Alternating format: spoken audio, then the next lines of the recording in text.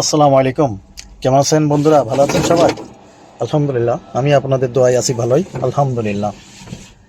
আজ এটা হচ্ছে মুদি দোকানের বড় একটা ফ্রিজ। এটা ফ্রিজটা হচ্ছে গিয়ে বাইরে কম্প্রেসার, ভিতরে হচ্ছে গিয়ে আপনার কুলিং পয়েন্ট।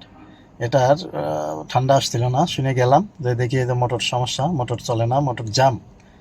তো যাই কমপ্লেন করার পরে বললো যে কী করার, তো নতুন মোটর লাগাই দেন।